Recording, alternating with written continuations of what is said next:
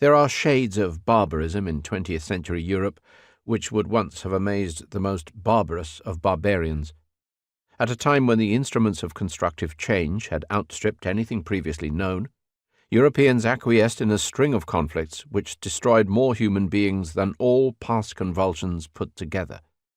The two world wars of 1914–18 and 1939–45 in particular were destructive beyond measure, and they spread right across the globe. But their main focus lay unquestionably in Europe. What is more, in the course of those two war-blooded generations, the two most populous countries of Europe fell into the hands of murderous political regimes whose internal hatreds killed even more tens of millions than their wars did. A rare voice of conscience said early on that something vile was happening. Why is this age worse than earlier ages?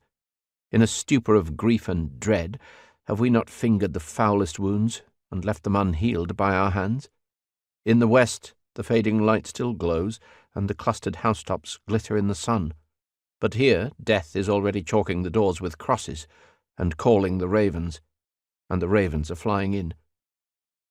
Future historians, therefore, must surely look back on the 3 decades between August 1914 and May 1945 as the era when Europe took leave of its senses. The totalitarian horrors of communism and fascism, when added to the horrors of total war, created an unequaled sum of death, misery, and degradation. When choosing the symbols which might best represent the human experience of those years, one can hardly choose anything other than the agents of 20th century death, the tank, the bomber, and the gas canister, the trenches, the tombs of unknown soldiers, the death camps, and the mass graves. Consideration of these horrors, which overshadow all the life-giving achievements of the era, prompts a number of general remarks. In the course of the horrors, Europeans threw away their position of world leadership. Europe was eclipsed through European folly. In 1914, Europe's power and prestige were unrivaled.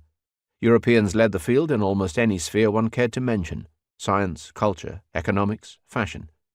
Through their colonial empires and trading companies, European powers dominated the globe. By 1945, almost all had been lost. The Europeans had fought each other to the point of utter exhaustion.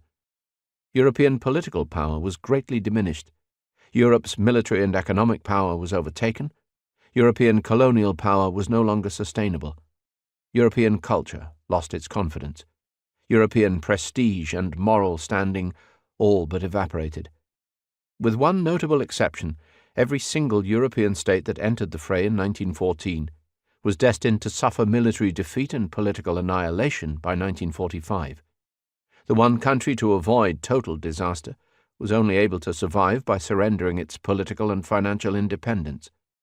When the wartime dust finally settled, the European ruins were controlled by two extra-European powers, the USA and the USSR, neither of which had even been present at the start.